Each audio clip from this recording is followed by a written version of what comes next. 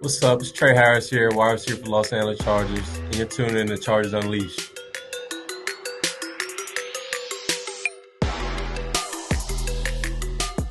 Welcome to another edition of Chargers Unleashed. Jake Hefner and Dan Wolkenstein here with you from the LAFB Network. If this is your first time tuning in to the show, make sure to hit that like and subscribe button on YouTube. You can also follow us on Facebook, Twitter, Instagram, Spotify, and Apple Podcasts. Dan Wolkenstein. For the first time in 23 years, the Chargers start off a season 3-0, and not only doing it in dramatic fashion, but they are not only 3-0 for the first time in 23 years, but 3-0 in the division after a dramatic fourth quarter comeback from the one and only Justin Herbert to come back in the fourth quarter, make some magic happen in those final two drives, and defeat the Denver Broncos off the leg of one Cameron Dicker, 23-20.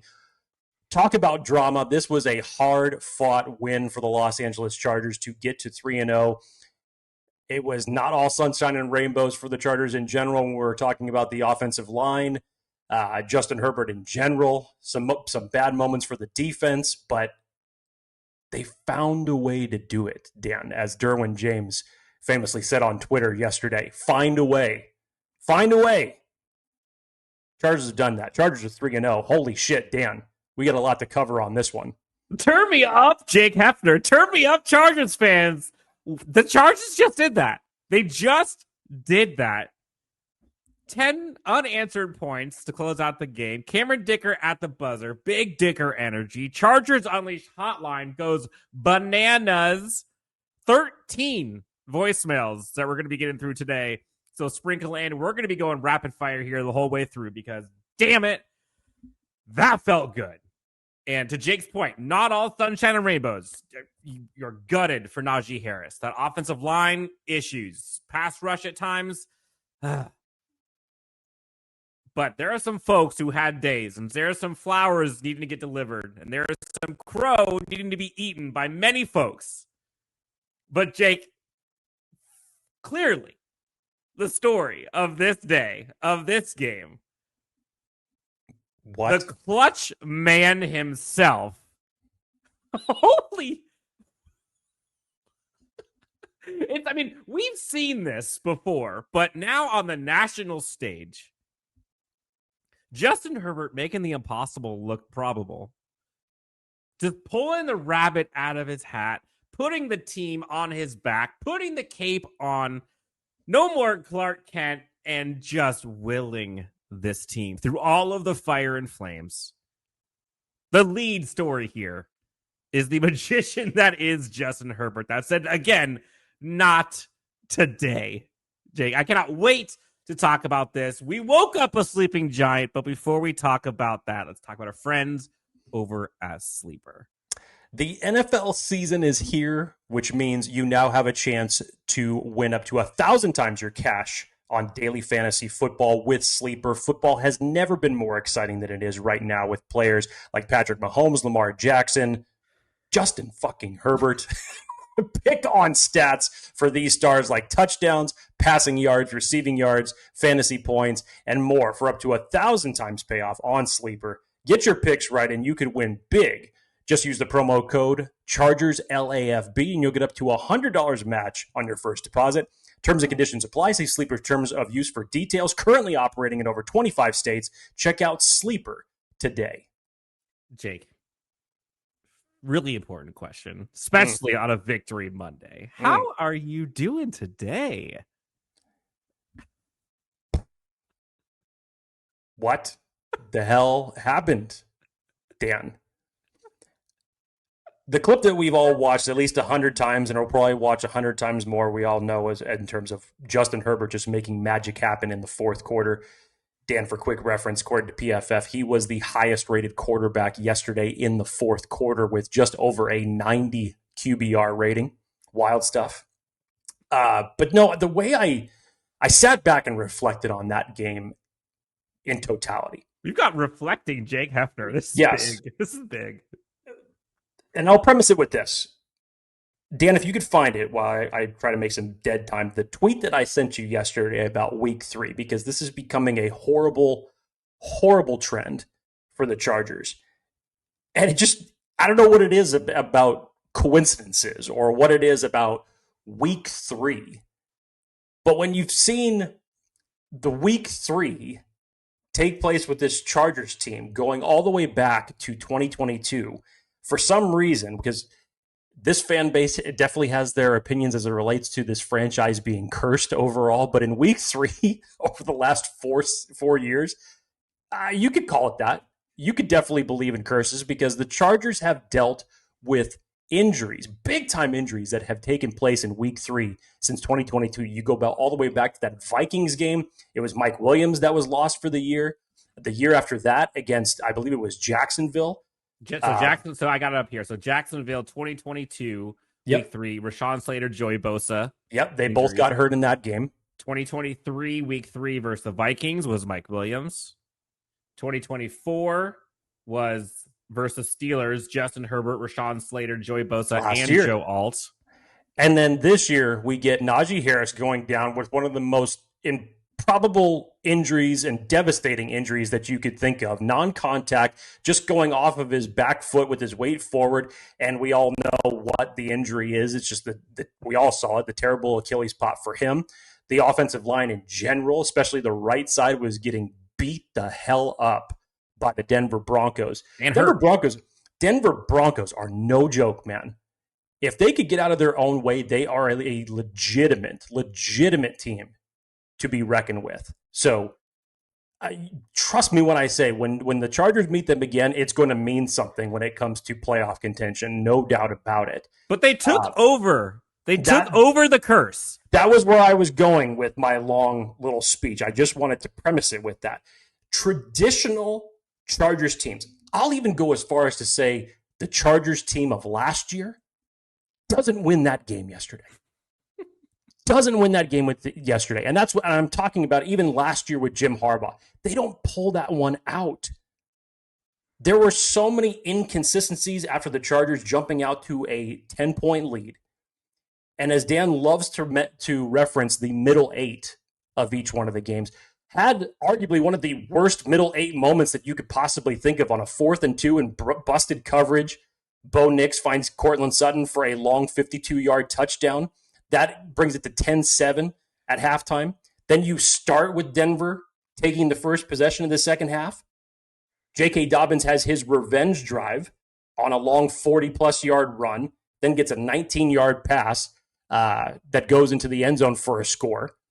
And they scored in 3 plays to start the second half. And then to top it off, on the ensuing kickoff, Darius Davis fields it and fumbles, and Denver gets the ball back and ends up scoring 3 points. 17 unanswered points in a span of about 6 minutes in total between the first half and the beginning of the second half.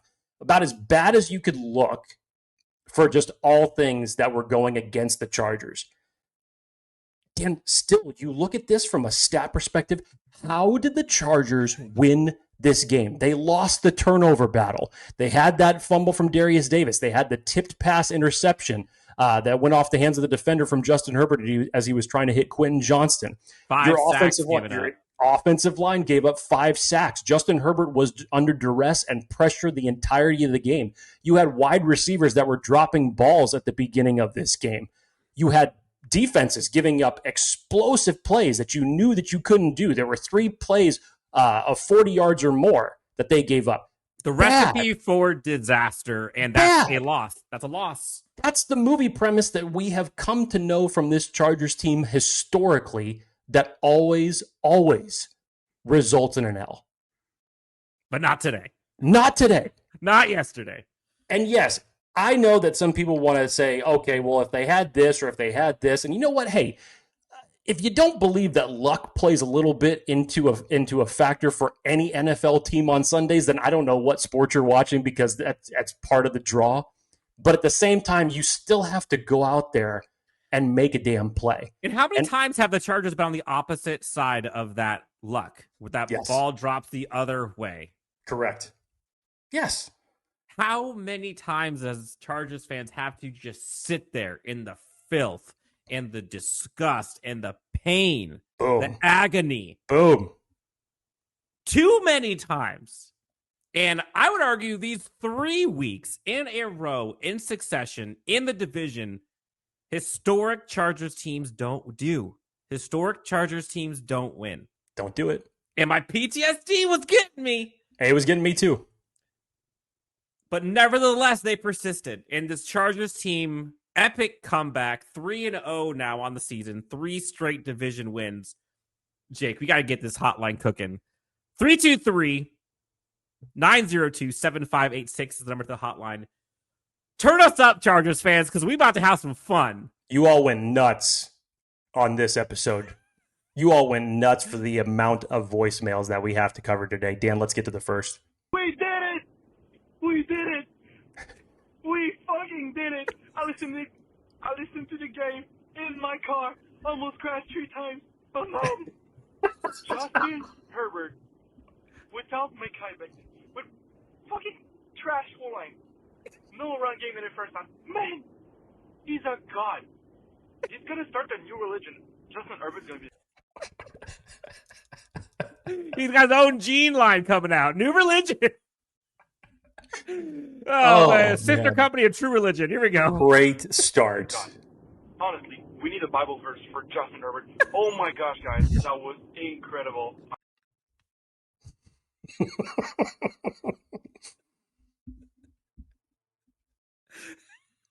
I almost cried.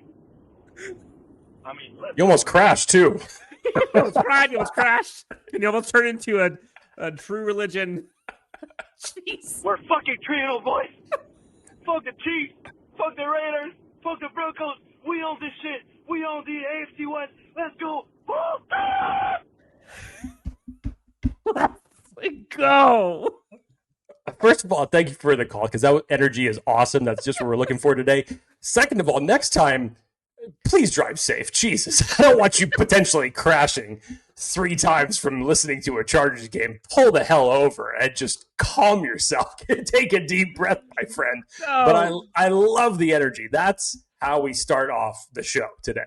Chargers Unleashed Hotline was blitzed after this game, Jake. This was so much fun. Let's get to the next one. Turn us up, Chargers fans. Somebody's going to be blitzed on this. Jake, you want thoughts? You want feelings about this game? I got one thing for you, and one thing only. Wah!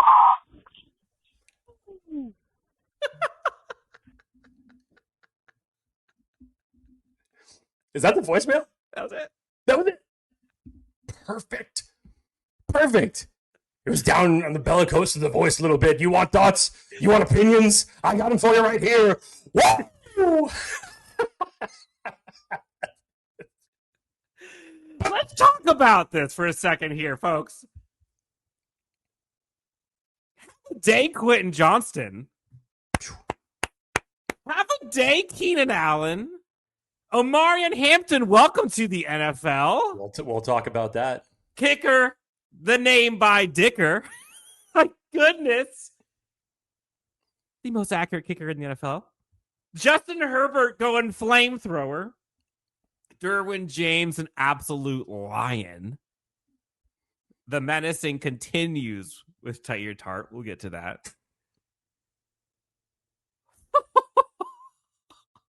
And arguably the sweetest joy that I had from that game. Oh, I know you're going to get into it.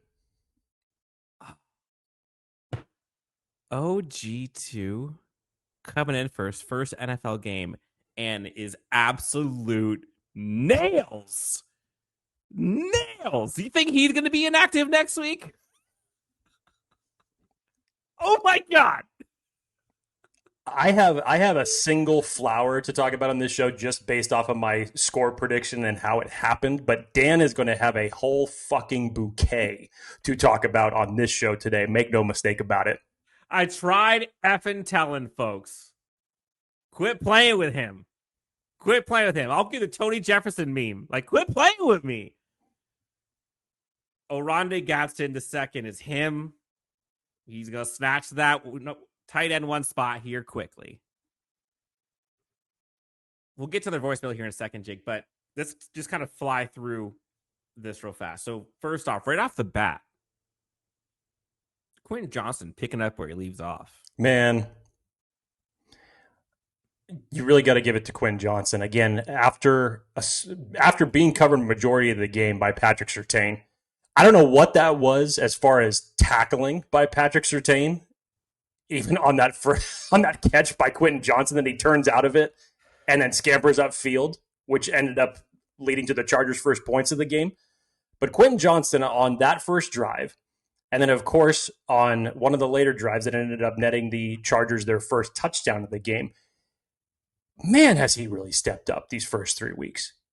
Mm-hmm. The collective trio of Quinn Johnston, Keenan Allen, and Ladd McConkey have stepped up big time for Justin Herbert. But Quentin Johnston might arguably be the most notable just based on the criticism that he has come into the season with. And it has not been like a late showing or a finally type of a moment. You've seen this consistently from him over the first 3 weeks of the year. And again, you put him in a position where he's going to be able to find space, where he's going to be able to succeed.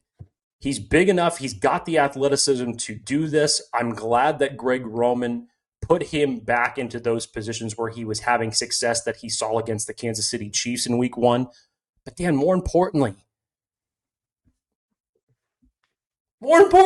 look, for those watching, this catch was insane. First of all, the throw was insane. The trust that Justin Herbert has in Quentin Johnston cannot be denied. The throw and, most importantly, the catch on this particular play was nuts. over Riley Moss, in front of Pat Surtain. Justin Herbert scrambles, rolls out, throws an absolute piss missile. Somehow teardrops this thing right over the hands of Riley Moss, including the pass interference that was called on this play that was declined. There have been times where we said, like, we haven't seen that before from Quentin, and that's happened a lot lately. We have not seen that before. No. That was a different Quentin. And you see the confidence of him after he gets up, the emotion, because he knows how impactful that is. That yards after the catch opportunity early on in the game, he was arguably one of the top 3 MVPs for this Chargers offense. Who would have thunk that? Have a day, Quentin Johnston. What was his stat line for this game? Something stupid. 6 receptions, 89 yards, along a 37, and the clutch catches, the tough catches. You can't root enough for this guy. And this is the thing that is hard sometimes is you see the slandering and you see the criticism across the NFL, across social media, whatever. And it's so easy to just sit there and type behind the keyboard at someone else's demise when things aren't going well. But there is a road to get to success. Some people's road is different than others, and some people take time. And Quentin Johnston was drafted as a workshop. This was drafted as a developmental receiver who has the raw traits and who can develop into a very good receiver if he has the right coaching. And look what's happened. And now it's so easy for people to say, oh, I'm sorry. Clearly I was wrong. I was just looking for Quentin to step up. He did. That's all I was asking for. Like, how about you try to give a player patience? You can be critical when warranted, but not hope for a player's demise. So yes, you could be critical, but also root for the guy. And to see him do this now, it's just been so fun, rewarding. Kudos to Quentin. Hope to see this thing continue. And the thing that's the most important is this Chargers team needs this. You look at that trio of Ladd, Quentin. Look at how much they have contributed and stepped up and bailed this team out in extremely tough moments. And again, like, you can extrapolate that out to all of the weapons. Oronde Gadsden. You could talk about Omar Hampton out of the backfield in this game. Was awesome. Over 100 yards of scrimmage, plus a tutty. I mean, Trey Harris with some timely catches over the last few weeks. Tyler Conklin. Like, this is what Chargers fans have been waiting for. Is like, give this guy some weapons that can win on their own. And imagine the euphoria. There it is. Talk about euphoria. Jake, let's get to our voicemail real quick. I've got to blow through these because there's a lot. This is so much fun. Next voicemail, Jake, again, 323-902-7586. Leave us a 30-second, please, voicemail with your reactions anytime throughout the week. We'll do our best to put them on the show. Next one. I had to pause for a second, understanding what that noise was, and then I figured it out. You hear that, guys? That's 3-0 in donkey language. I don't know if you guys knew. But what a game. Dicker, the kicker, coming in clutch. Man, that third quarter had all of us Charger fans in our trauma time pod. Talk about it. Everyone saw the wheels coming off. I thought some people crashed it out worse than I did. Far worse than I did. After that punt muffed by Darius Davis. Not great, Bob, but still. Whew, were we all in our collective feelings? We were all saying, is this going to happen? Is this the trap game? But alas, even with the injuries, Najee Harris going down, Trey Pipkins in and out, Mekhi Becton out, Herbert found the way, and Keenan Allen coming in clutch as he always does. What a freaking catch. Everyone's talking about that iconic throw sequence by Justin Herbert, but also peep the catch from Keenan. He took that catch 2 years ago with the Rock the Baby. I think it was 2 years ago, where he caught it behind the defender in the back of the end zone. He won up that one. Oh my goodness. But take a big whiff, guys. Smell that. That's 3-0. Not just 3-0, any 3-0. It's 3-0 in the division. The West is ours, guys. Take it all in. Take a deep breath. Enjoy this victory Monday. Let's. Do you smell that, Jake? Dan, it's again the collective aspect of everything that was going on in that game. It had everything. The equation still doesn't add up to how the Chargers won. The momentum bar was like full tilt. It does not make sense. Let me just rattle off some stats for you here real quick, Dan. Justin Herbert was pressured on 54.7 of his dropbacks against the Broncos. That's the highest pressure rate that he has faced in any game in his career. And he completed 10 of 23 under pressure for 143 yards, a game-tying touchdown and an interception, obviously, albeit off of a tipped pass, while also taking 5 sacks. That's what he had to go up against. He was getting struck all afternoon. And the biggest, Dan, and this, what I'm about to tell you right now is just ridiculous as it relates to this throw and this catch by Keenan Allen. Justin Herbert's 20-yard ridiculous magician Houdini pass that he is able to pull off to Keenan Allen. Dan, according to Next Gen Stats, that throw had a 16.7% probability of being completed. Next Gen Stats clocked Herbert running at 12.85 miles an hour when he's rolling outside the pocket. And Keenan Allen's separation, as you can obviously see how close this is in this photo, his separation away from the defender, Dan, is just over half a yard. Everything that goes into this one throw and catch. Unfreaking believable. And to hear the crowd react afterwards. Oh my God. I got chills. Everybody was blown away. They could not believe that they just witnessed this. The play-by-play, everyone. The announcers, folks covering the team. Go look at Chris Rim's reaction of what his face looked like with that meme. Yes. Shout out to ESPN's Chris Rim, friend of the show. Absolute nails. And the best part about this too for Keenan is like deep down, he didn't want to leave. Of course not. Deep down, he knew Justin was him. You think he's happy he came back?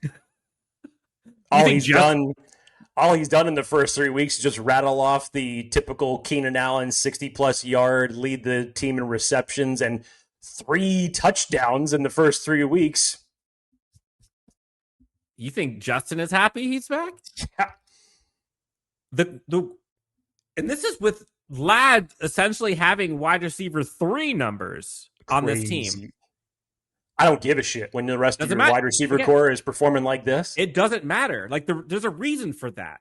Like that's all of this stuff is schemed together and they connect, right? Like when you see Keenan and Ladd just blowing folks' knees up, right? Like just breaking ankles.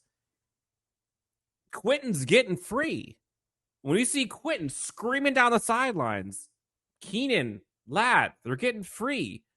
When you see Keenan and Ladd next to each other in bunch formation, motion, it's freeing up the other one. I think you go back to week 1, the touchdown catch from Keenan Allen.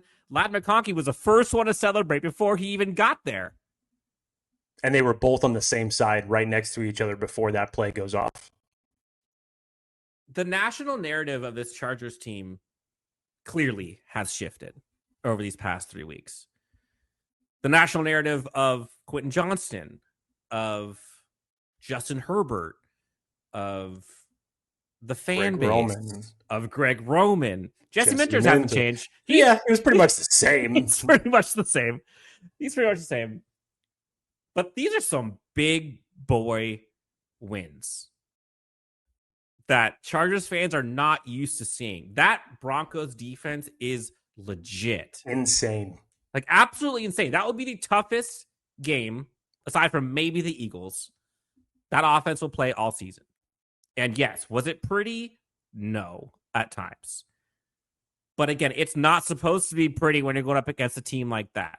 And to battle through adversity like they did, some of the callers have already talked about, to push through all of that when that momentum bar is just locked down against you. The way that Justin Herbert just went on a terror and his receivers and pass catchers and running backs just willed this team to victory with him.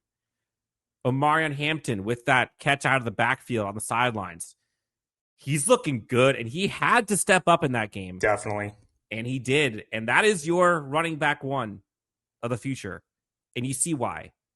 Oronde Gasson with those massive catches at the end of the game. Huge. Critical. Keenan Allen, critical. Ladd McConkey, critical. Justin using his legs and his arm, absolutely unreal. Amazing what happens when you have a healthy Justin Herbert with weapons. And everyone talked about how this team can't protect Justin. And at times they were correct yesterday, given some of it was injury, some of it with a fantastic defense. And you got to tip your cap to that at times. But they still won.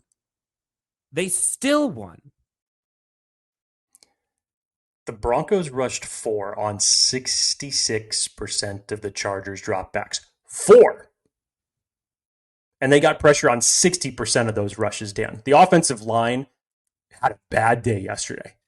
Had a very bad day. Jamari Sawyer had a play. They had a bad day against a great. Yes, I'm not taking anything away from that. Who they were going up against was insane. Jamari Sawyer has a play that he wants to have wiped from the record books after just being absolutely destroyed by one of the Broncos defensive linemen. Same with Joe Alt. He held his own, but Joe Alt had arguably his worst game. Trey Pipkins was in and out of the lineup due to a right ankle injury. Now, credit to him for toughening it through, but he gave up the most pressures of any offensive lineman. But Denver and Vance Joseph, what they schemed up for the Chargers, they were ready to play. And honestly, Justin Herbert even missed some opportunities as well, not just in his throws, but there were some running lanes that he was not able to process fast enough and make the decision to break out in the open field where he could have extended the play and get out of that pocket a little bit. He missed those opportunities as well. So Justin Herbert, even as much as we want to laud him for those final 2 drives, and deservingly so, he had a rocky game up and down. So, again, you're going to have games like this. Denver's defense is no joke. There was a reason why so many people were picking them to possibly be the team that was going to own the AFC and dethrone the Chiefs from all the winning of this division over the last 9 years. Enjoyed the victory, but you're going to see that team again. Make no mistake about it. You are going to see that team again. That defense is absolutely insane. And for what the Chargers had to overcome to get that W, that's what makes it important. That's what makes it noteworthy. Yeah, and this was one of those team effort, right? It wasn't just one side of the ball. It Nope. wasn't Justin carrying them. It wasn't the defense carrying. It wasn't lucky special teams. Like it's interesting. All three sides of this game Had offense, blemishes. defense, special teams were great. Highest of highs, lowest of lows. Yep. You look at that Chargers offense. You look at the highs of the Justin Herbert insanity and the Quentin Johnston, the Keenan Allen, Rodney Gadsden, and Amari Hampton. Like, there's all the highs, right? But there was some drops early on by Ladd and Keenan. There were some missed opportunities from Amari on. The offensive line wasn't great. Justin Herbert at times was getting absolutely trucked. Like, the defense looked great at times. They absolutely slammed the door on them in that fourth quarter. That same defense also allowed ridiculous explosive plays. Arguably the two worst defensive snaps I've ever seen from a Jesse Minter defense.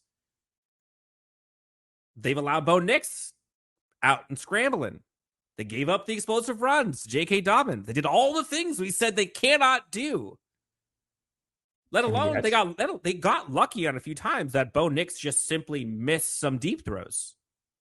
And you bank on that. I'm sure that was probably part of the formula, right? Like, what do you bet on? Special teams. Darius Davis, costly fumble, brutal. I know he was battling a knee injury, but does not matter.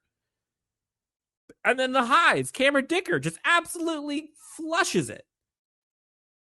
That is a resilient win where each part of the team takes the opportunity when it is needed to carry the rest, and it changes at times. That change, that shift, that team carrying itself hasn't happened before. It's always felt like it is one side carrying the other two, or one side dragging down the other two, or two dragging down the other one. It was never like this. And so Dermott did it best. Like, they found a way. They found a way. And it's so great to be able to have these opportunities to learn something and to improve after a win. And this Chargers team, like, again, we've all gone through the PTSD. Like, we're all still feeling, I don't know how many folks slept at night last night. I was up just like, what just happened? That was a 1 p.m. game. It wasn't like this is a prime time up at 1:30 thanks to the East Coast time. Like, no. They pushed through. And it was just refreshing. The exhale that you can sense, you could feel, you can hear in that stadium and on the couches across all Chargers fans was just like, felt good.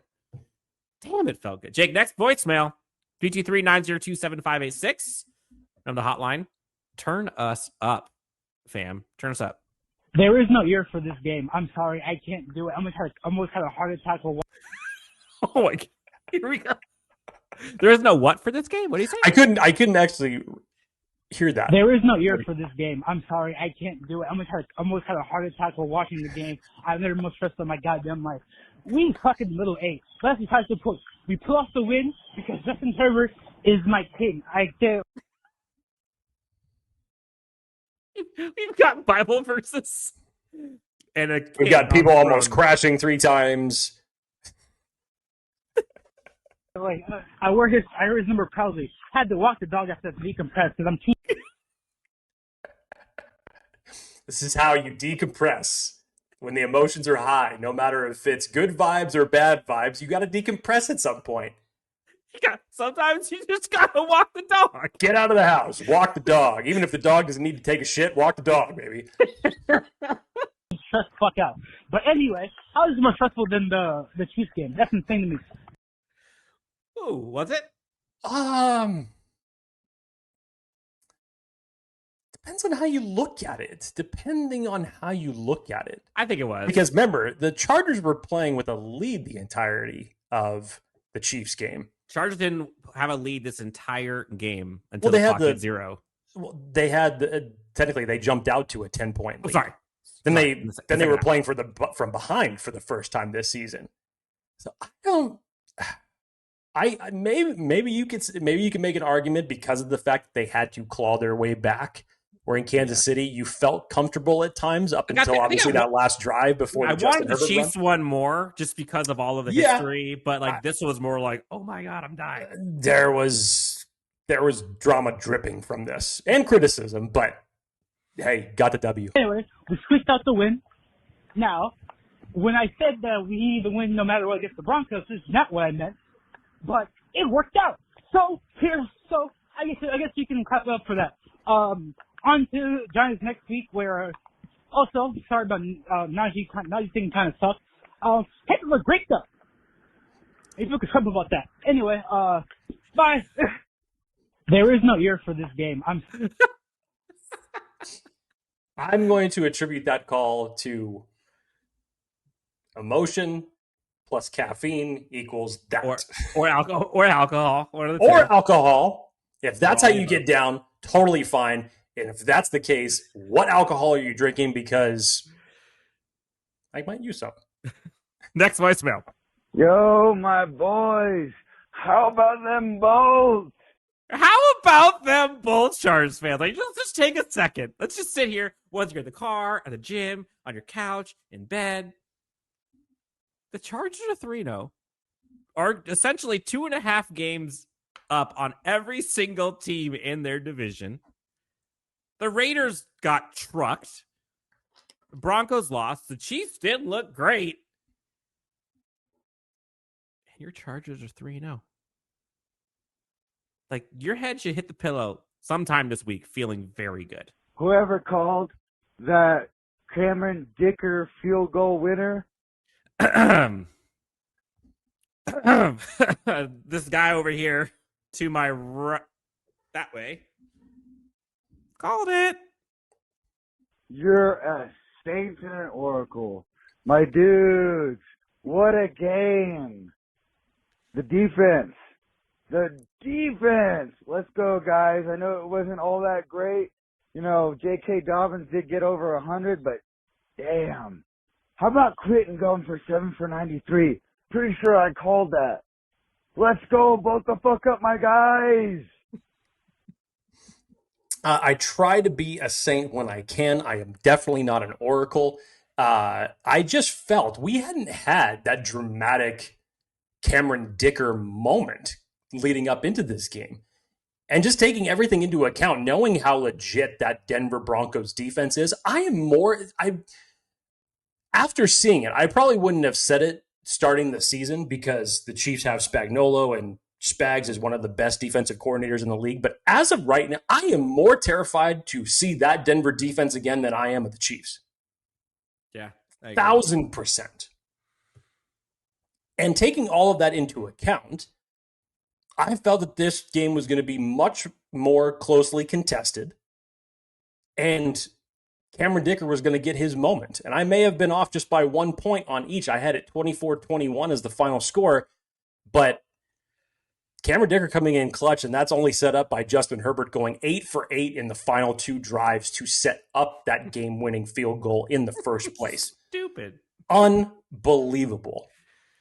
By the way, I was also damn close to my Omar and Hampton Bowl prediction. You were. I needed one more touchdown. I would have nailed it. I got the 100 yards. Got 1 touchdown, but I asked for 2.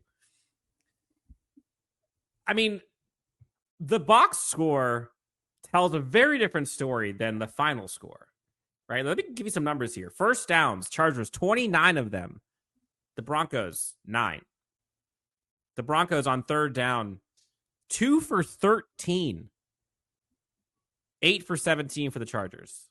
It's really bizarre when you hear that one, especially. Total plays, 80 for the Chargers, 48 for Denver. Rushing, Denver had 118 yards. Chargers had 106. Penalties, though, 10 for 90 for Denver. And you ask yourself, oh, sorry, go ahead. The last one was time of possession. 36 minutes for this Chargers team compared to just 23 and change. That's what happens when you take possessions away.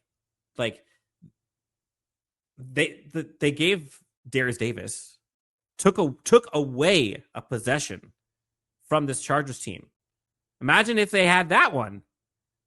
How much more time of possession that would be. Go back to the tipped interception. That was a drive where the Chargers offense was actually getting in a rhythm prior to that tipped interception. And that's the thing. Like this Chargers offense through it all. Yeah, there were some ugly spots, but like they didn't look bad. Like I think once you get perspective on what they went up against, like there were elements that can improve, but from the elements perspective, like this was a Denver team that you knew was going to be bringing the house constantly and was going to find a way to pressure Justin Herbert. That's what they do unapologetically. Justin Herbert typically does good against blitzes, against pressure. Like they fought through it, right? And this Chargers defense fought through it. Like they pushed through, man. They started off the game hot. They did not allow that running game to get going. They were putting down J.K. Dobbins in the backfield. They were not allowing that offense to get going in their first three possessions. I think it was three possessions, 3 punts to start this game for this Broncos team. Yeah. And again, you take out some of the explosives on their total yards that they've gotten so far. This Broncos team got 147 yards passing total in this game. And 50 of it was that busted play to Cortland Sutton. I think it was 112 total yards in those three plays. The Cortland Sutton touchdown, the J.K. Dobbins run, and then his 19-yard catch and run for the touchdown. Added up to 112 yards just on 3 plays. Other than that, this defense was lights out for the most part. I mean, yeah, they lost containment on Bo Nix. They got lucky with that scramble that ended up just being 4th and 1 versus a first down. Ended up punting, got the ball back. But aside from a couple busted plays, Jesse Minter was in his bag again. And you also got to, tip your cap to the other team too. Like these, both teams get paid, right? Like both teams get paid. This Chargers team just would not give up. And that was just something that we're not used to seeing. They don't come on the other side of the wins and losses like this, like they did today. Deion Henley, Derwin James, though, Jake. Derwin James was head on fire again. Absolute flames. I mean, he was all over the place. Double-digit tackles. He was in the backfield. I mean, this guy was just a menace. Deion Henley continuing his all-pro pursuit. Tony Jefferson almost got another one at the end of the game. Huge tackle at the end of that game. Tar Heap still, don't look now. This guy is an animal. And he is such a clutch tackler. You want to review good cornerback tackling examples? Just basically go look at any game that Tar Heap still has played in. He's going to give you great film to watch. Dan, I'm going to say one more, and it's going to maybe be one play specifically, and I'm going to highlight this later on social media. Troy Dye, Dan, if you know what play I'm talking about, there was a play where Bo Nix was escaping, had a pathway that he was going to try to run in order to get a first down. And you see Troy Dye cut from the other side of the field and literally makes Bo Nix change his direction where it only ends up being like a 1-yard gain.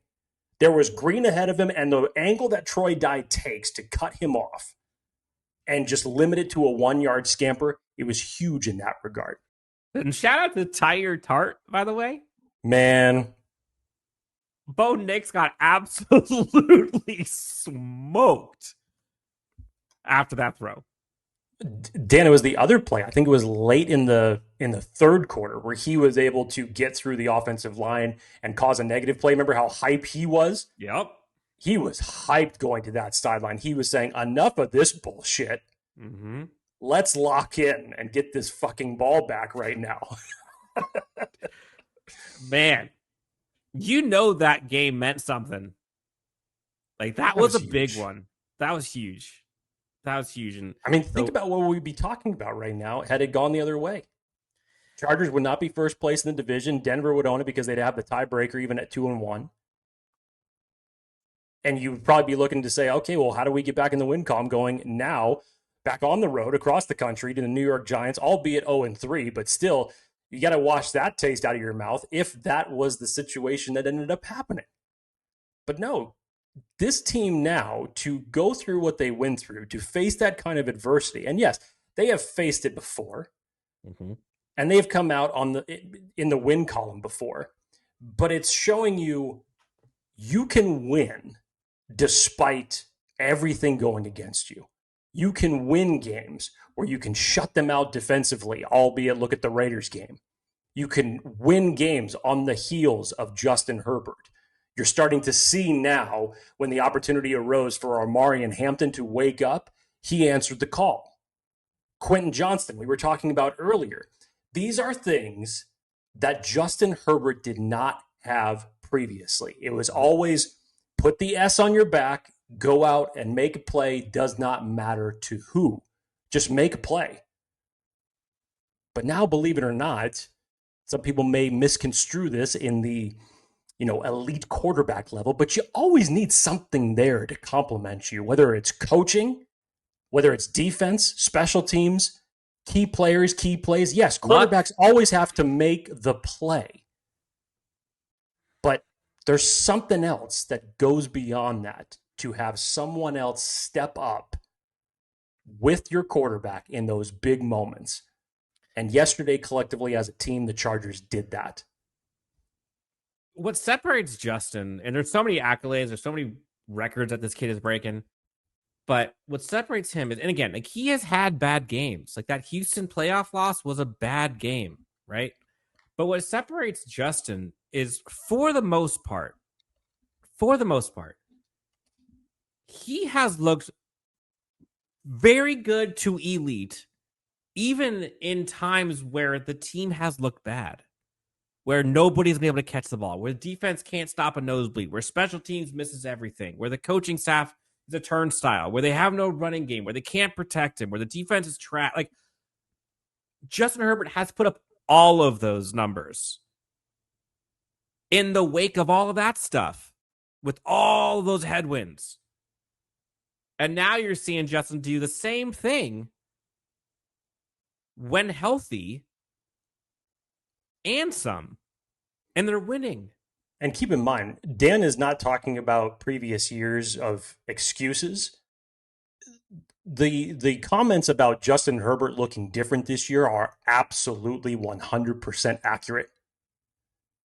You go back to that week 1 victory against the Chiefs, his poise, decision-making, most importantly, when it came to breaking outside the pocket and extending the plays, it's what ended up icing that game. Those are things that he did not do in years past. He's so athletic, and now he has at times, right? Like, what I think gets people, and this is what social media is all about. This is what ratings are all about. Is you have to have an extreme side, either Justin Herbert's trash or Justin Herbert the top 3 quarterback. Sure. And so people were bashing Justin Herbert like he's trash, when there were times where he couldn't rise above all of the stuff happening around him. But don't forget, he still did a ton of that. Like, how many fourth quarter comebacks has this guy made? How many lockdown throws has he had? How many performances have we just been jawed to the floor? But because he has those other things, like, they get overshadowed. But now they're winning. That's the difference. Like, he is healthy, he is winning, and he is carrying and rising to the challenge when all of those reasons why he could possibly fail are still happening. And that's what I was getting to. Not to try to say that he wasn't doing those type of, or making these type of plays beforehand, but it's the moments in which he's making them. That's the biggest difference. Unreal. Absolutely unreal. This guy's been an absolute nails so far this year, and it's been so cool. So cool. Just watching. A beer or two will help you with that. Just one, apparently. Next voicemail, Jake, 323-902-7586. Again, Jake hasn't heard any of these. I haven't heard any of these. These are the full thing. Next one. Jake, Dan, what is up, motherfuckers? Let's go! Turn me up. Holy shit. Let's go. Holy shit, I did not. I thought we were going to lose this game, bro. Justin Herbert got sacked 5 times. Our O-line couldn't do shit. But, man, they stepped up at the end of the last quarter. Wow, what a fucking win, bro. That's 3 in a row against AFC West division opponents. That's insane, man. But, woo, this O-line, man, they are lucky, man. But, wow, they stepped up. But, wow. Players, unfortunately, for Najee Harris, man, that really sucks. Sucks, dude. Absolutely sucks. And in real time, when that happened, as soon as I saw it, I didn't even know who it was. I just said, whoever that was out for the season. Whoever that was. You see Justin having to, like, jump over him to still finish the play, and him just, it was, and of course, right? Of course. Week 3 curse, Dan. Don't forget it next year. But, like, Najee Harris, the guy who hasn't missed a game in his entire life, basically, goes to the Chargers, has a freak accident with the fireworks, then blows up his like. Yeah, it's that guy. God. Seeing that live, not live, but, seeing on TV, you can see it pop, and it was very, very disturbing to watch and very heartbreaking. He was going off. He was about to go off today. But shout out to the rookie running back, Martin Hampton. He stepped out, he's a great job. And look, how about a tight end, Orlando Gaskin? Holy. I was waiting for someone to talk about it. Dan's going to light the floor on fire here in a few minutes. So I was waiting for someone to talk about this one. Holy shit, what's up, man? Woo, what a fucking statement he made. But, yeah. I'm sorry, what did he say? What a fucking statement he made. Oh, I heard something completely different. Okay. Man, that fucking, fucking Justin Herbert, man, this is what he does, man, against Broncos. And, man, I love fucking Jim Harbaugh, man. He's such a fucking clutch dude. This is why us Chargers fans love this, man. We got Jim Harbaugh. He's making us to a different organization, man. This fucking culture is, like, really exciting. Man, this bleep button's about to get crazy. Do not use it. There is no reason for PG-13 today. I know Dan was talking about this being a PG-13 show. Not today. And I can't wait to happen in the near future. But what a fucking great statement win. And we'll see what happens in the future. Prayers for Najee, and we'll see what happens in the running back. But love you guys. Both the fuck up, baby. Let's go! All right, Dan. It's time for you to talk about OG the second. We got the news just before game time when the inactives were released.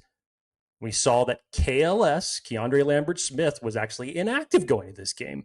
And you're looking down the rest of the list. You're like, okay, we know that Will Dissly ain't playing, so Tucker Fisk is obviously in there. Tyler Conklin's in there. Wait a minute. Oronde Gadsden is not on the inactive list. Does that mean that he's active today? Talk about showing up in a big way. Ho-hum, no big deal. Just rode the bench for the first 2 weeks. The first time that he's active, goes out and gets 5 receptions, just over 40 yards. None bigger coming in the final drive of the game and securing 2 catches that actually ended up moving the chains for first downs on both of them. Unbelievable debut. Dan, this is your time to talk about it. Man. Damn, does it feel good to be right about some things. And when you see the types of catches and the type of impact that a rookie 5th round pick tight end brings, when you have been clamoring for this fan base to get on board, when you have been clamoring for this team to put him in, the second he gets his first opportunity, the catches that this kid is making in that game are not easy. I mean, he's doing sideline while falling to the ground to his knees catches with both hands with defenders draped all over him. Draped all over him. We're talking clutch catches, third down catches. We're talking explosive catches. We're talking down the seams, saving his quarterback. We're talking about hands. We're talking about athleticism, bailing out your quarterback at the most pivotal times. Under 2 minutes, you got two ridiculously important catches, and your quarterback trusts you. Justin Herbert trusts him. Those two catches he had in the fourth quarter, under 2 minutes, he had defenders all over him. That's what a former wide receiver that bulks up does. And the Chargers got that steal in the draft. They traded up to get him. And y'all heard me when it happened. I was on cloud nine. And then you start to see the whispers, right? Then you start to see folks talking about his work ethic and riding a bicycle, talking about how he's starting to make an impact at training camp and how he's starting to look good in preseason games. And oh my gosh, why isn't he going to be in the game the first couple weeks? And we said it. When this guy is given the opportunity, he is going to seize it. I think he seized it. I think so. In an offense that includes Keenan Allen and Ladd McConkey and Quentin Johnston and Omari Hampton and Justin Herbert, that OG2 guy splashed. He jumped off the page and was doing things you haven't seen Conklin do. The biggest part of that, again, I harp on it, was that Justin trusted him in the most critical times. Yep. That is the takeaway. Think Justin Herbert was showing favoritism in this game? Hell no. Oh, damn, did that feel good. Damn, did that feel good. Dan, I guarantee you that, obviously, your big game for a rookie fifth-round tight end that's coming into his first action of the 2025 season. But he was probably saying to himself, even when these catches are big time, go back and watch what Oronde Gadsden did at Syracuse to see some of the passes that he was catching. He wasn't surprised. This was probably child's play compared to what he saw in college, getting some of these darts from Justin Herbert. It's just what he does, and it's obviously what made Dan take such big note of what he's capable of. Big-bodied tight end that catches like a wide receiver with an unbelievable catch radius. That's Oronde Gadsden. And we collectively have talked about this rookie class in general, and we'll talk about another one here in a second. But look at all the opportunities that this rookie class in general has the opportunity to step up and make plays, and most notably the ones on offense. You saw it from Amari Hampton yesterday. You saw it from Oronde Gadsden today. You saw Trey Harris in the first 2 weeks of the season really contribute, especially in that Kansas City final drive. You've seen what Jamari Caldwell is coming along as. Don't even talk about the rookies last year. Dan, we're 3 weeks into the season. This is awesome to watch. Oronde Gadsden, again, I tweeted this out. Look at the timestamp. April 26th. New Chargers tight end Oronde Gadsden is their everyday production machine. Some 2024 numbers for him. Syracuse. 10.3 ADOT. 46 slot receptions, the second most among tight ends last year. 583 slot yards, the most among tight ends last year. 60.7 contested catch percentage. Say that again. 60.7 contested catch percentage. 17 of 28. Hell yes. 73 receptions, 934 yards, 7 touchdowns, and just 3 drops on 103 targets. That's the guy that fell to the 5th round that the Chargers traded up for. To Jake's point, you think he was surprised that he got 5 receptions? He's like, I had to do 20 times that last year. Take a bow, Oronde Gadsden.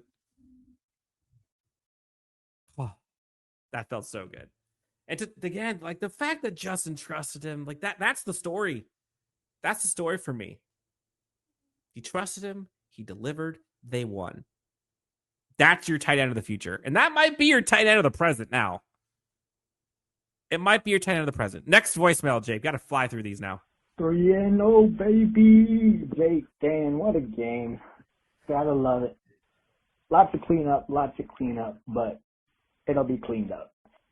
Can't wait to see how more of this season goes. Justin Herbert's that dog.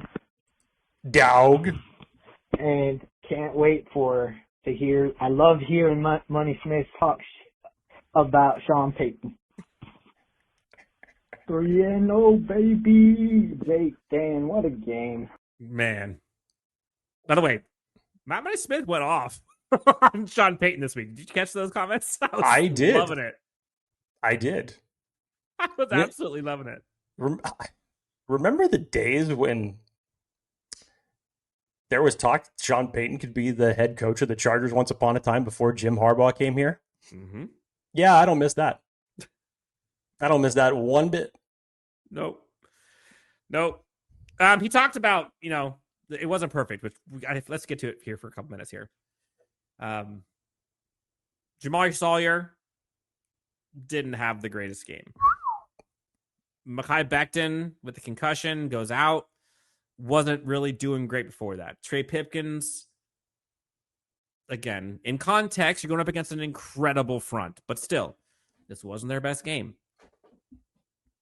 Joe Alt got beat at times. Yep. Bradley Bozeman got beat. Like, generally speaking, the offensive line lost. Yeah. It wasn't great. The receivers, again, Jake mentioned earlier, they dropped some. That should have been caught, and it would have made this thing a lot easier. Defense. There's some busted coverages that looked ugly.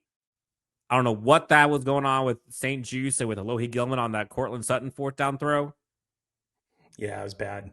That was bad. Like, that was the most disconnected I've ever seen a Jesse Minter defense on one play.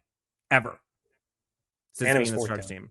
And it was 4th down. And then it happened again on 4th down. Not great. They gave up some explosives again. Like, those, but the important part to take away is, like, that was the exception, not the rule. And they still overcame it. So, like, we're not over here just pumping rainbows, right? Like, there are certainly things got to get cleared up. With the Najee Harris injury now, I would think they're going to go look for someone. We're getting closer and closer to the deadline. We'll see what happens with running backs. See what happens with the edge group. See offensive line. Like, there's still some things, but the great news is Joe Ortiz has a boatload of cash right now that he could use to supplement some of the stuff that they need. It's not all great, but they are pushing through the yuck with a lot of greatness and a lot of willpower and just finding a way. That's time to go sign Rocket Sanders from the practice. Oh, sorry. Oh, Jake, too soon. No way. Too soon. Apologies. But Gus Edwards. But I got the van. No, they're going to have to find a solution to that really quick, especially just from the standpoint that they have to travel to New York this week. Just names to come to mind. Obviously, Kamadi Vidal might come up from the practice squad. Naheem Miller-Hines, just because they're familiar already with the scheme. So if they needed to bring them back on a week like this, it could very well happen. So expect a move. Can I come up? Expect a move. I would expect it, whether it's tomorrow, Wednesday, one of the two, but expect the running back move for sure. And it may not even be something that's long-term. It may be a short-term solution for the time being. So, but one way or another, the Najee injury just sucks in every single way possible. Yeah, I'd love it if Thibodeau just flew back with the Chargers for week 5. That'd be great. That'd be wonderful. Just come on home with us. Take our plane. Hypothetically, if they were 0-4 at that point, I know a lot of people would love to see Thibodeau on this defense. And when we get into the preview game for the Giants, don't sleep on the Giants' defensive front because it's That's legit. It's pretty damn good, like the Broncos are. And if you're going to be missing some offensive linemen for this game against that defensive front, better make some adjustments and do it quick. Next voicemail. Hey, what did I say, guys? What did I say? What did he say, Jake? What? All I heard was you say next voicemail. Was that it? Was it a butt dial? No. Did it not work for you again?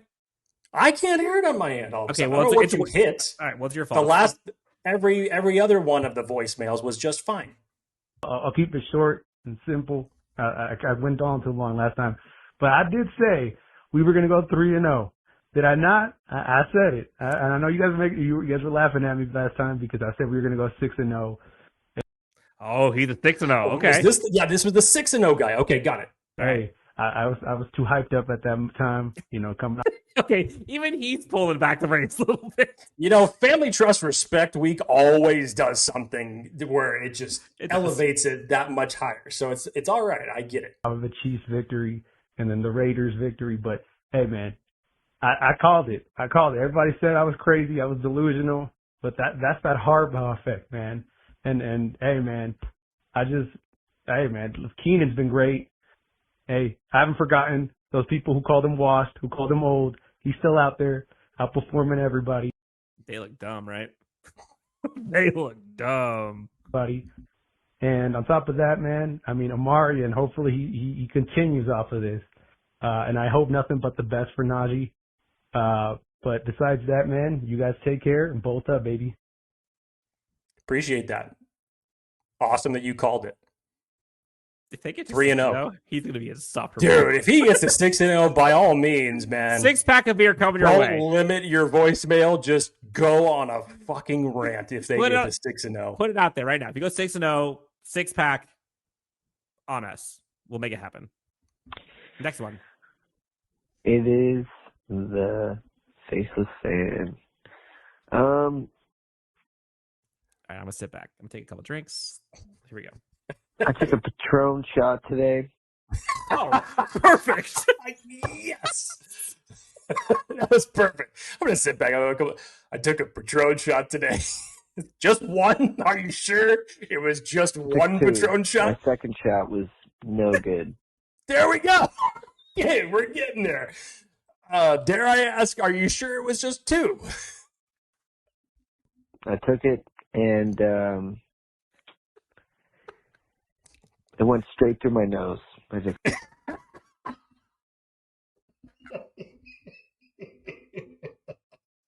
Oh no! Oh, it's so good. He hasn't mentioned one thing about the fucking game yet. This is priceless. coughed it straight through my nose and completely ruined my sinuses. I'm watching the Giants-Chiefs game, praying that somehow these Giants can pull off a miracle and keep the Chiefs 0-3.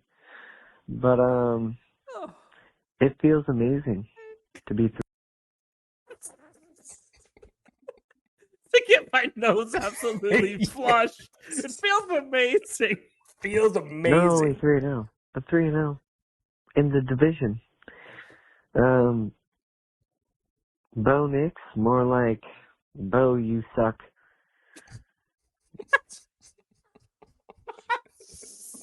Simple. Good He one. didn't even try to rhyme it. Just Bo Nix? No, more like Bo, you suck. Oh, how original. So good. You suck.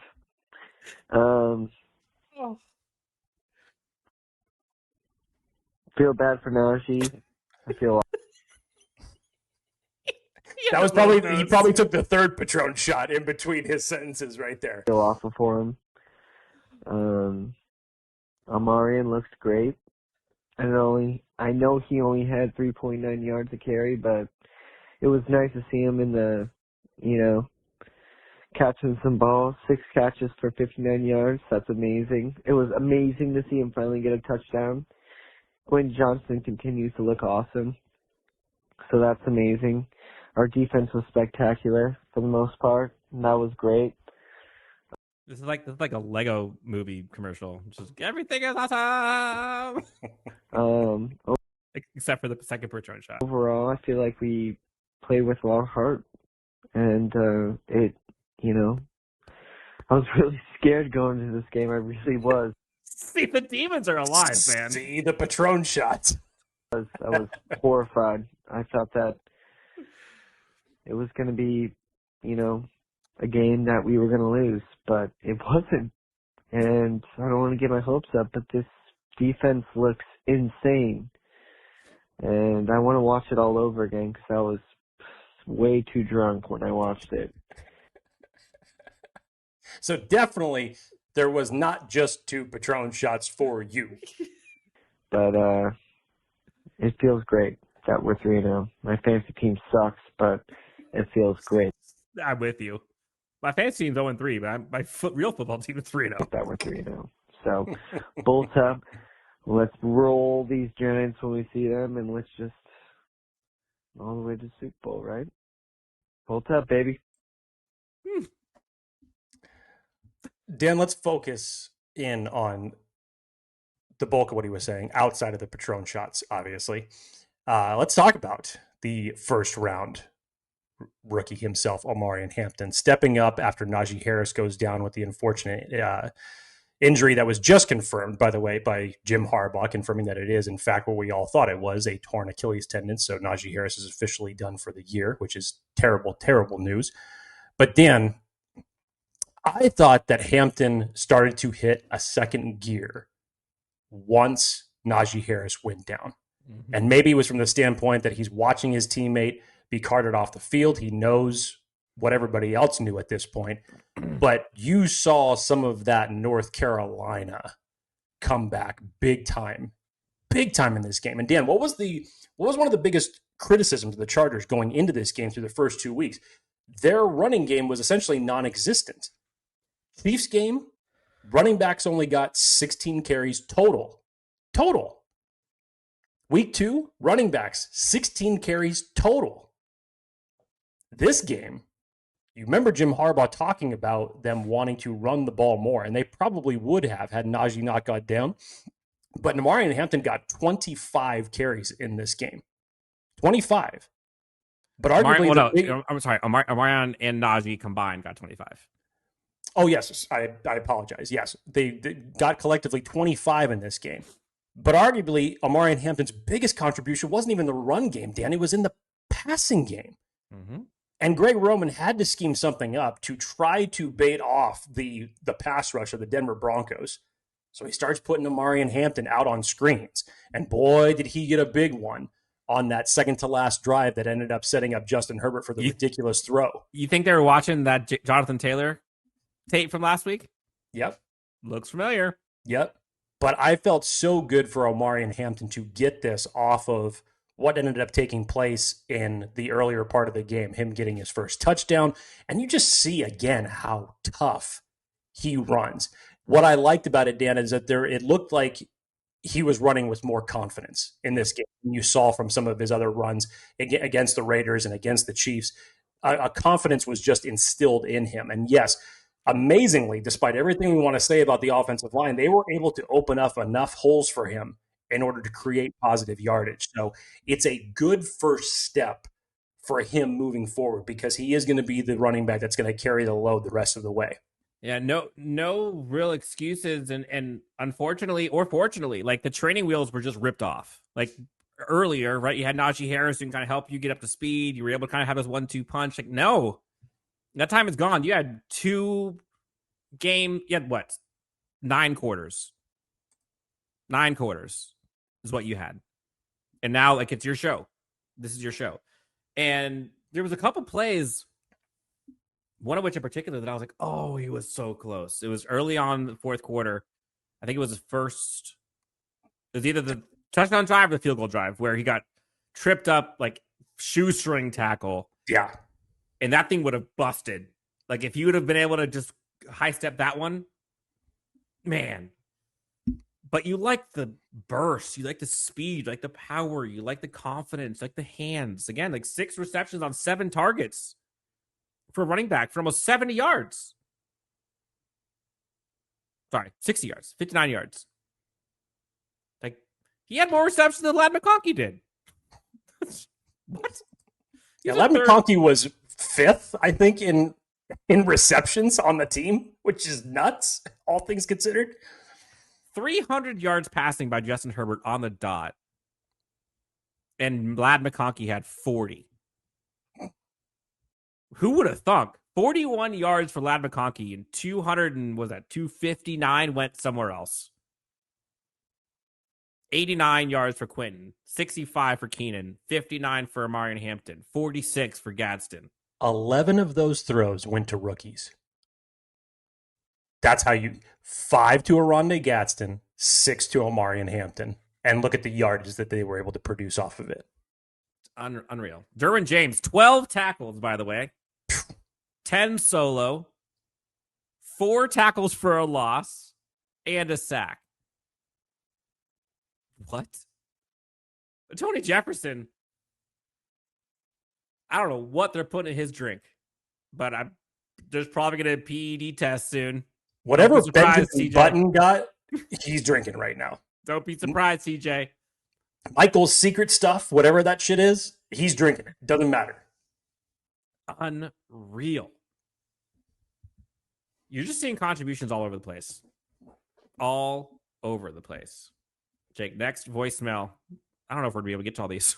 Gentlemen, we can do it. It is me again, the one who provides the Chargers recap.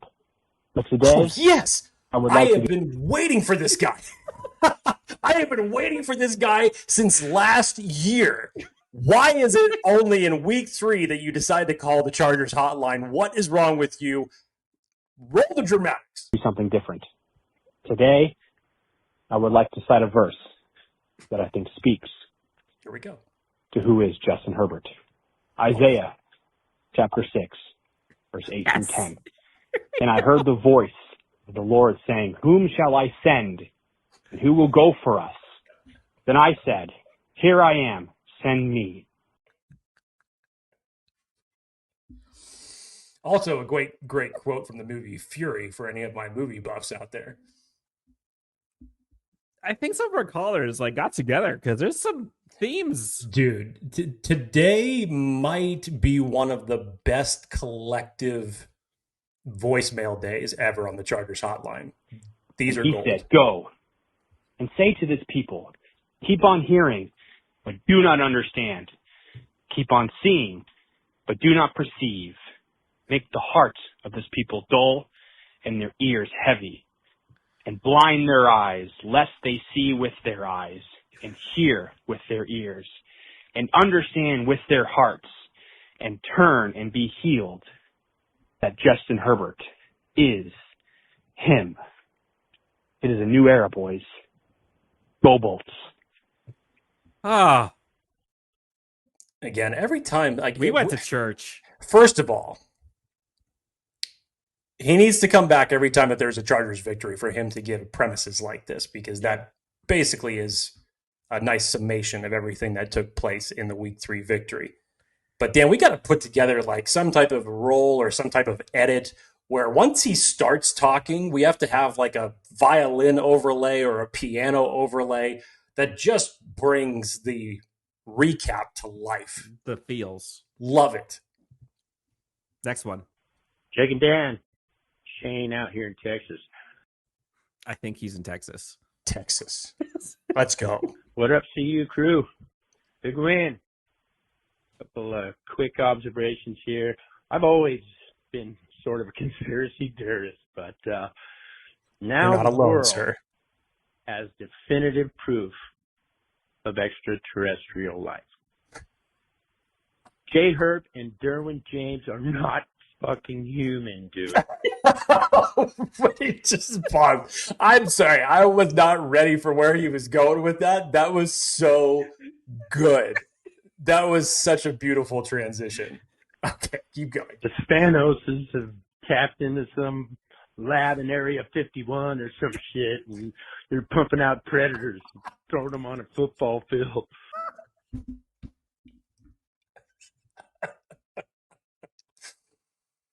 Oh, man. I love doing this show. I love doing this show. Glad You we're on guys our are side. unbelievable. Oh, glad he's on our side. But number 2, O'Marion is that guy. Enough said. Full disclosure, though, Thule may not be. I mean, solid player, always affecting the play. He just needs to close, man. Got to close the deal. But number 13, welcome home, man. Welcome home. Watch out for that trap out in New York. The 4-0 sounds real good. Doesn't it? Go Bolts. We're all Charlie Kirk. Peace.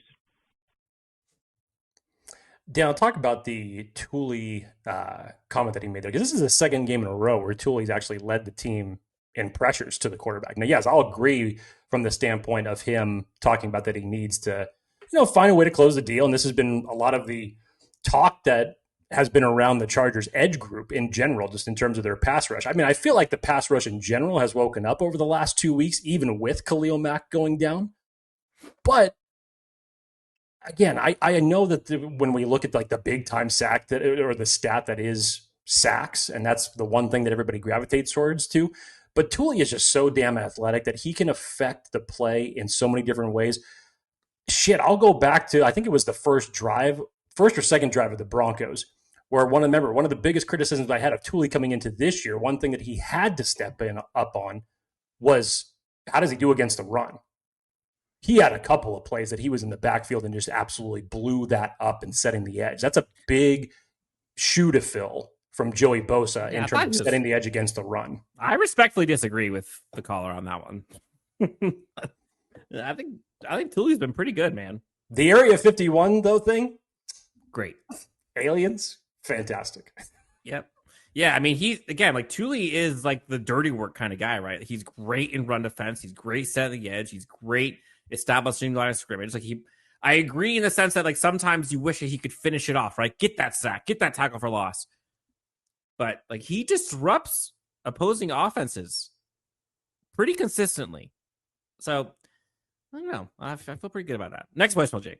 Gentlemen, I made it. It's Ray from San Diego. Where's it going? I'm waiting for it. It's what a freaking game. There it is. Well, my blood pressure is good. It peaked, I'm pretty sure. Eating some great dinner made by my one and only here. And what a freaking game. What a game. What a game. Good Lord. I got nothing to say except 3-0, baby. Cheers. Everyone enjoy your night. Love you guys. Bolt up. Let's go. Dan, what's the old quote of, I don't know why the news broadcaster's name is not coming to me right now, but the fuck it, we'll do it live type call. That essentially was what he's literally in the middle of his meal, sitting next to his significant other, saying, I got to call the Chargers Unleashed hotline right now, so bear with me. Babe, thanks for dinner. Hold on one sec. If you hear me chewing in the background, don't worry about it. Bend over more lasagna while I get this voicemail. I just got to check this box before we continue on with the rest of our night and the rest of our meal. Oh, okay, both up, click. Hey, honey, how was your day? Exactly. He did bring me back, though, when he was talking about his blood pressure escalating. I know that I have had my moments on this show plenty of times where I have felt I'm going to need lung support because of what this team was doing to me historically in the past. Yep. I'm with you. Last one, Jake. Last voicemail. We are committed. There were 13 of you. You guys are nuts. We had to go long on this one. We love it. Last voicemail for the Chargers Unleashed hotline again. 323-902-7586 is the number. Woo! Johnston catch! Oh, anyways, boys, what's going on? This is Ray from San Diego. Second quarter, 2 minutes left. Johnston's had a great catch. Three beers in. Oh, shit. Second quarter, he was 3 beers in? So this is before the 52-yard catch to Cortland Sutton. This is before the J.K. Dobbins run. This is before the Darius. How many beers did you end up finishing? As if you were 3 beers in, I have to believe that you drank a hell of a lot more for the rest of this game. It definitely went downhill from here for him for a while. The question is, I actually comment that Najee Harris injury did not look good, boys. Did not look good at all. I'm not a doctor and do not. Again, we've since heard the news, confirmed, ruptured Achilles, out for the season, sucks. I pretend to be, but I'm thinking Achilles, no bueno. Just when we need to salvage that run, we need to do something about this, because if this is what I think it is, we're in trouble. We Thank goodness they drafted Amara in Hampton. can't put the whole load on Hampton. Just for tickles. Tyreek Hill? Maybe? I don't know. Anyways, great show, guys. You guys might hear from me later. Get past how these beers go down. Both up. Let's go. First of all, that was the last voicemail, then? Yes. This guy should have called back after the game was over, because I would have loved to have heard him try to put a sentence together after the amount of beers that he probably ended up finishing throughout the duration of this game. So there had to be, this would have been a beautiful, like, before and after type. Because even in celebration, you know that there was more beers that went down, especially in the middle eight for that dude during this game. You know Holy that shit. like circular emotional roller coaster went fast that game for him. The circle of life, but in drunk form. The circle of non-sober life. The circle of inebriation. That's how we'll call it. What happened? Los Angeles Chargers defeat the Denver Broncos 23-20 with Herculean efforts from their franchise quarterback, from receivers, from tight ends, from their defensive players, from the coaches. Special teams closing it out with Dicker the kicker with the big Dicker energy at the buzzer. This Chargers team found a way. And I'm not going to sit here and try to predict the future and them going undefeated this season, but you couldn't have asked for a better start and a better statement from a Chargers team. Granted, there were some injuries, and again, there are things they can clean up, and there's some protection issues, and they got some roster holes they might need to fill. But put all of that in the basket. This Chargers team is 3-0. They just beat 3 division rivals. They finally got over that hump against the Chiefs. 2 of these teams were in the playoffs last year. 1 went to the Super Bowl. You're winning the games you should win, and you're competitive and winning the games against competitive teams. That is new. That is different. That bar has now changed. And so hopes for Chargers fans are understandably high right now. Dare I say this is a Super Bowl contender? I don't know if I am there yet. Pump the brakes on that. But they are on their way, and they are already taking away some of those narratives and some of those demons and PTSD feelings and some of the Xanax and some of all that stuff that people have needed to take to get them through Chargers games at times. Can they continue? Because they've got to stack these wins now, because that end of the season schedule is brutal. Not just that, Dan. It's travel. Remember, again, now, after you finally came home for your real first home game, after going to Sao Paulo, then going to Vegas, then coming back home to Los Angeles, now you got to fly back cross-country to New York. Thankfully, you come back home and you get Washington, but then you're on the road again.